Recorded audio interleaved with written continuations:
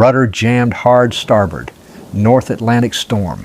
The coffee mug on the control room console didn't just slide, it flew horizontally across the room and shattered against the main switchboard. The deck beneath my feet tilted sharply, steeper than I had ever felt before. It wasn't a normal roll. It was a lurch, a sudden sickening lean that didn't stop. The horizon, visible through the porthole, disappeared instantly, replaced by the angry gray wall of the Atlantic Ocean. The ship was heeling over, hard to the starboard side, pinned down by the wind and the sea. The telegraph was ringing, but the engine was still thumping at full sea speed. We were turning.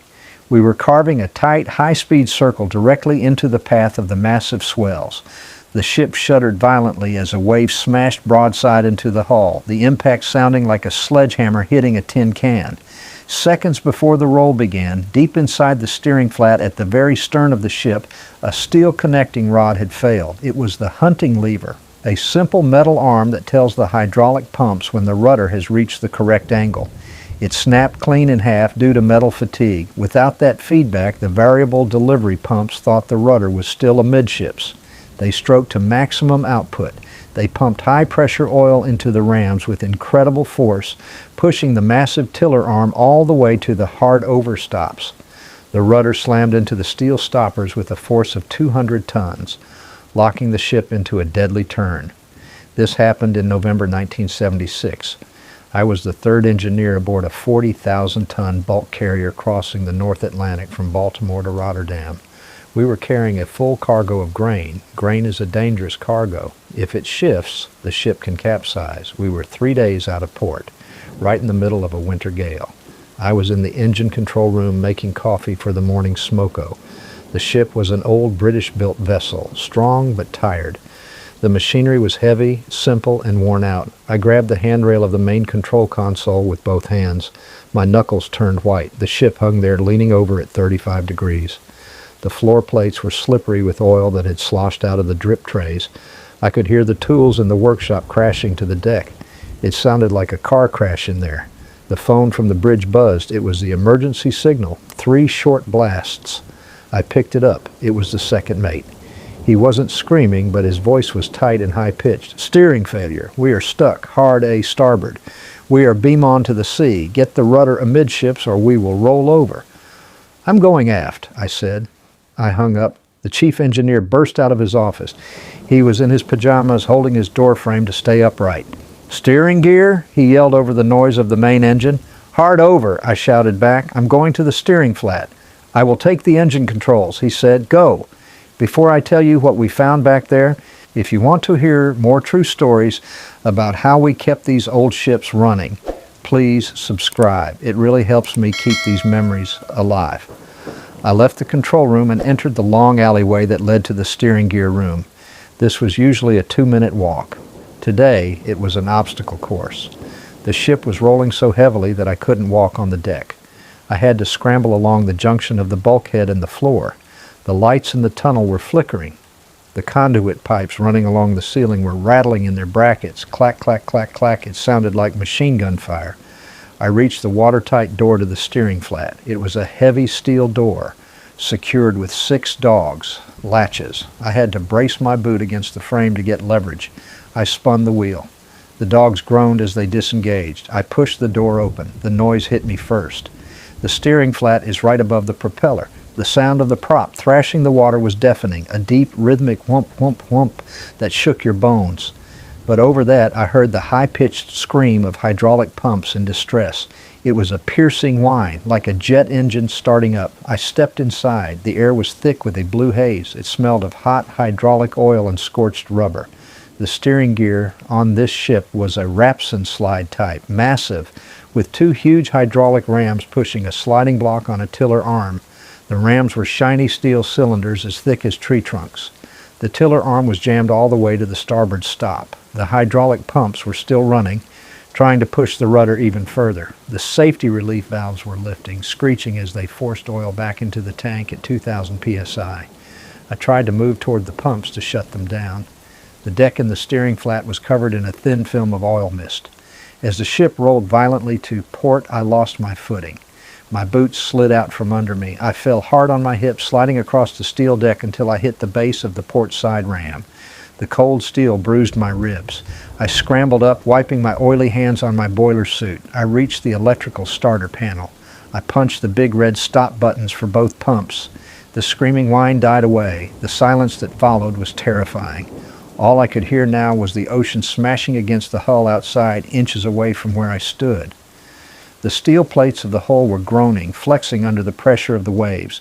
The rudder didn't move. It stayed stuck hard over. I looked at the linkage, the hunting lever. The steel rod that connected the tiller arm to the pump control was hanging loose. It had snapped at the eye bolt.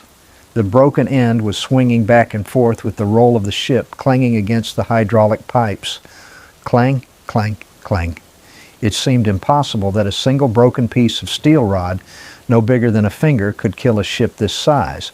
But you won't believe how difficult it is to move a rudder when the hydraulics are locked against you.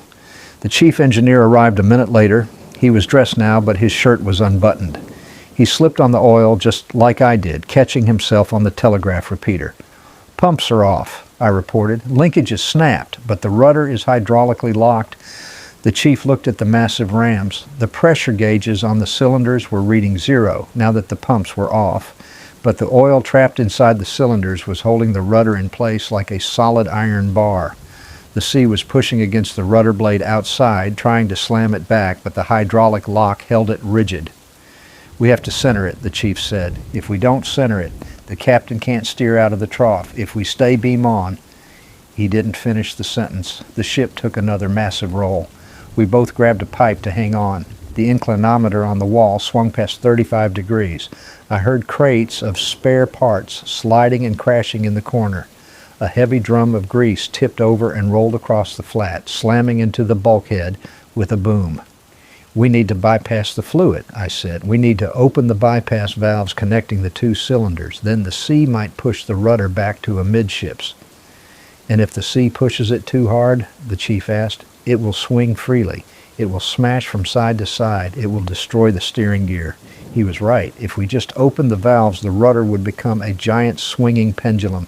The force of the waves would slam it against the stops until the metal shattered or the rudder stock twisted off. We needed to control it. "We need the chain blocks," the chief ordered.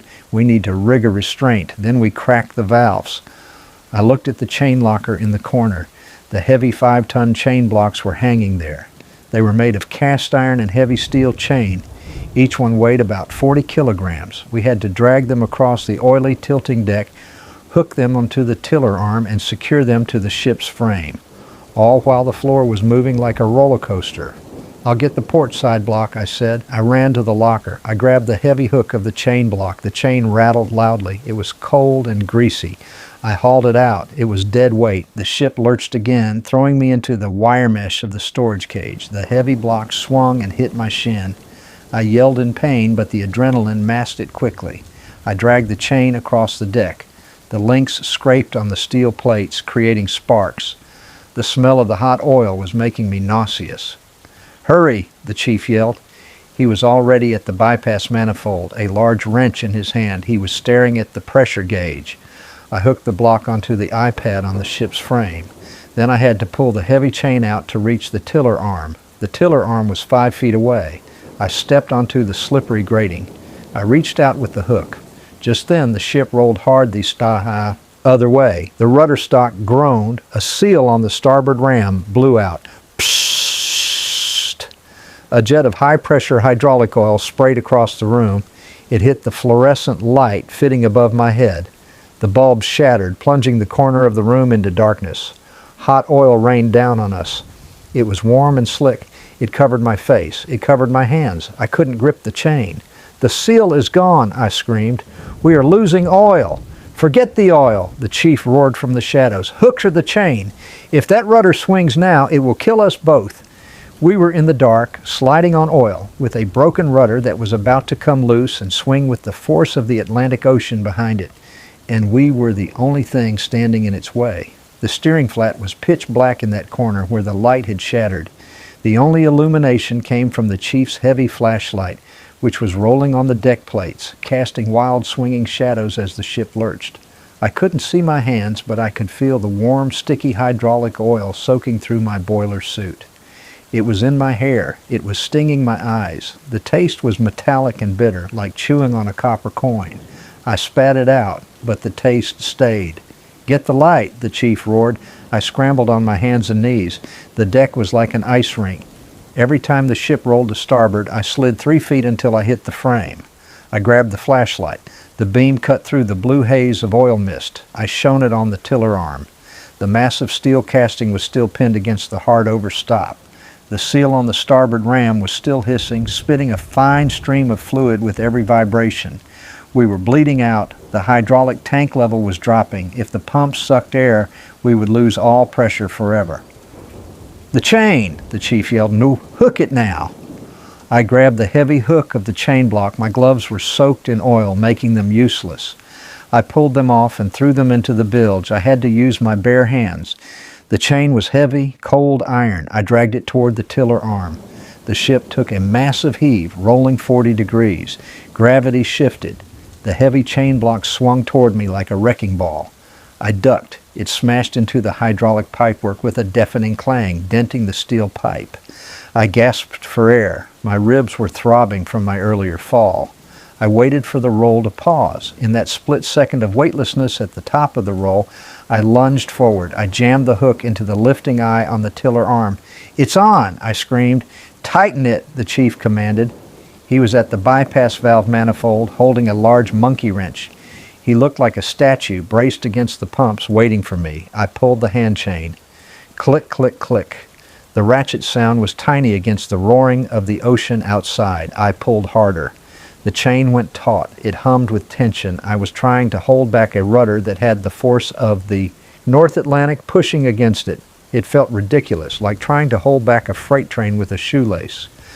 "I need more oil," the chief shouted. "The tank is at 20%. Call the fourth."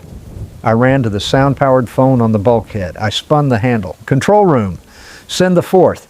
We need hydraulic oil. Bring the 20-liter drums. Now." The fourth engineer arrived 2 minutes later.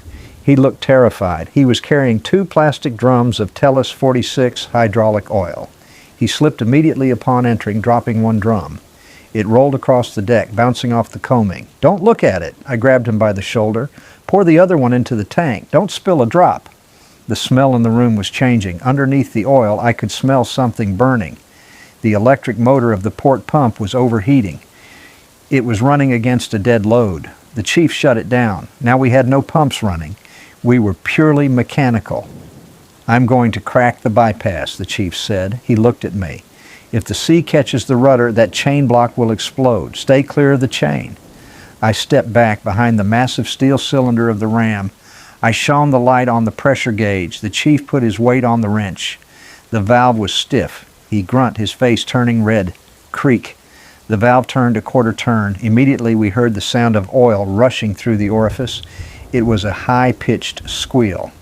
"The rudder is moving," I yelled, slowly, agonizingly slowly. The shiny chrome piston of the starboard ram began to retract. The sea was pushing the rudder back, and because we opened the valve, the oil could flow from one side to the other. The chain block went slack. "Tighten," the chief barked. I hauled on the chain. Click, click, click, I took up the slack. We were reeling it in, inch by inch. The ship began to feel different. The roll was less violent. We were no longer broadside. We were coming around. The phone rang. The chief picked it up. It was the captain. "We are coming to heading," the captain shouted. I could hear his voice from where I stood. "Whatever you are doing, keep doing it.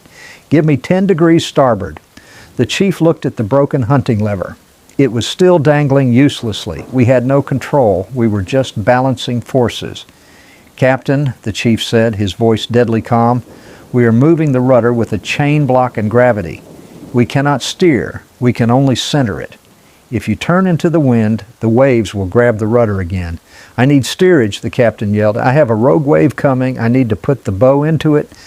It was a terrible choice, a nightmare choice. The captain needed to turn the ship to face a massive wave to save the hull from cracking. But to turn the ship, we had to release the rudder from our chain block and trust that we could catch it again. If we missed, the rudder would slam hard over again, and this time the momentum would likely snap the rudder stock. What would you have done? We have to try, the chief said to me. He hung up the phone. We will use the hand pump on the emergency station to push it, but you have to slack the chain. If we fight the chain, we break it. If I slack the chain, I said, and the wave hits. Do it, he said. I released the ratchet on the chain block. The chain went loose. The chief started pumping the emergency hand pump.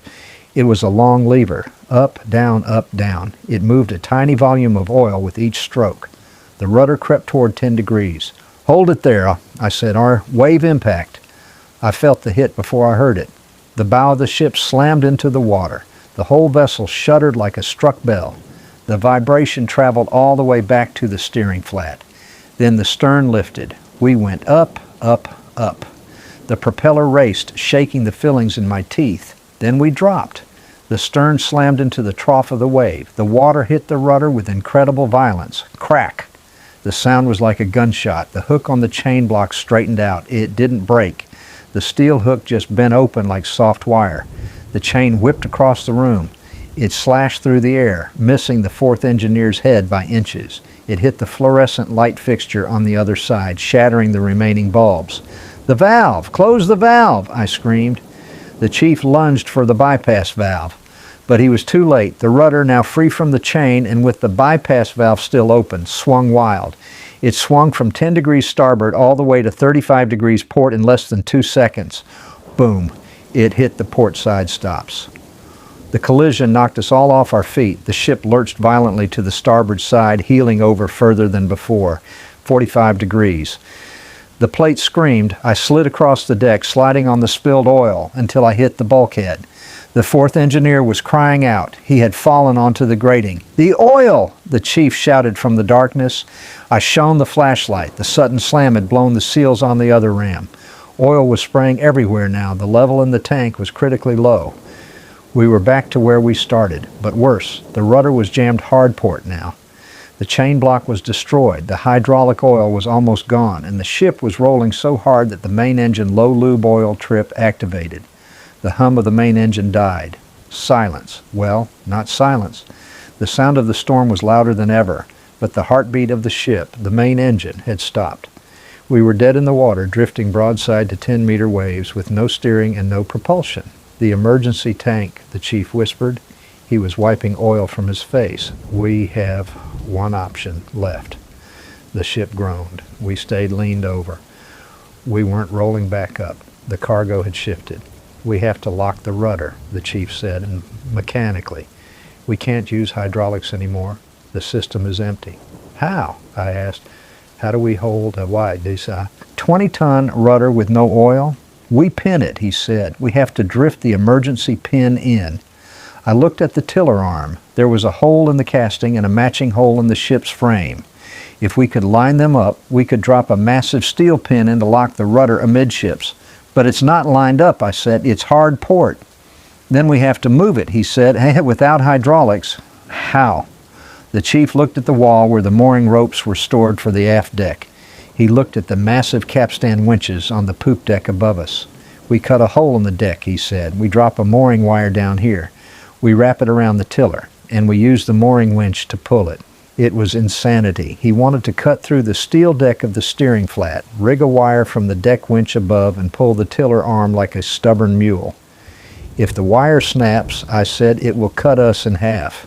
"If we don't do it," the chief said, "we capsize in 10 minutes. He handed me the oxyacetylene torch.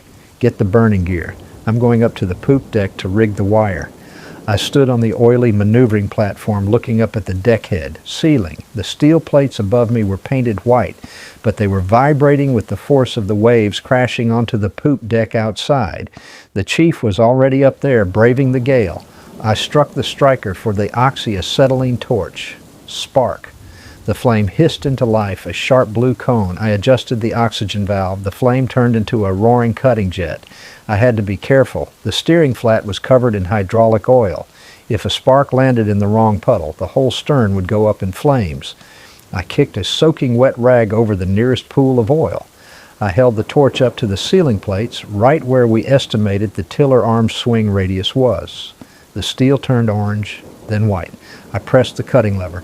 A shower of molten slag and sparks rained down on me.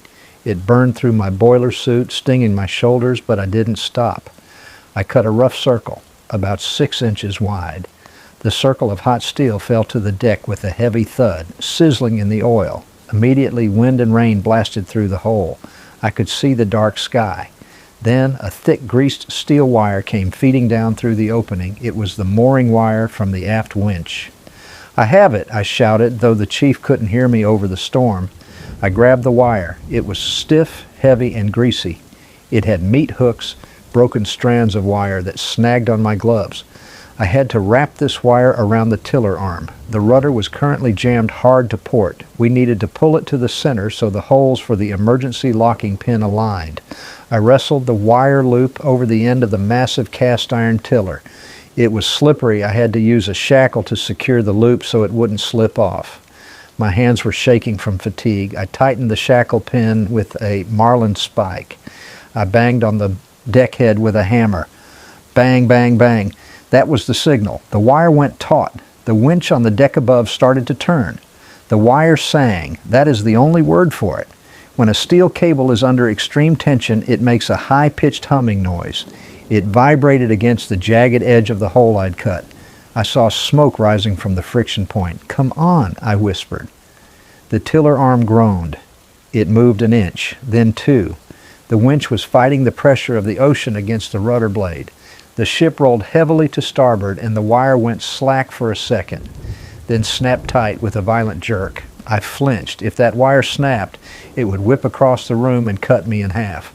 I stood behind the hydraulic pump frame, peeking out to watch the alignment. The hole in the tiller arm was moving closer to the hole in the ship's frame. They were both about 4 inches in diameter. I picked up the locking pin. It was a solid cylinder of machined steel, about 18 inches long. It weighed nearly 20 kilograms. It was coated in grease. I had to drop this pin through both holes at the exact moment they lined up.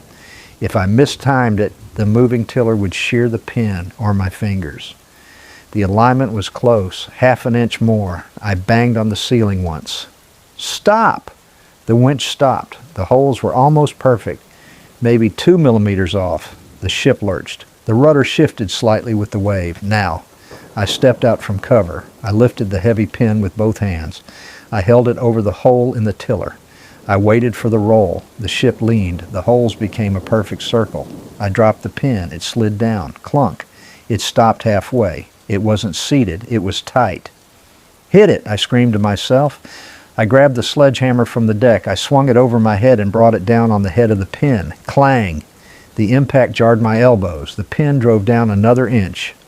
I swung again. Clang! It seated flush. The rudder was locked. It was mechanically pinned amidships. It could not move left or right. I slumped against the bulkhead. I couldn't breathe.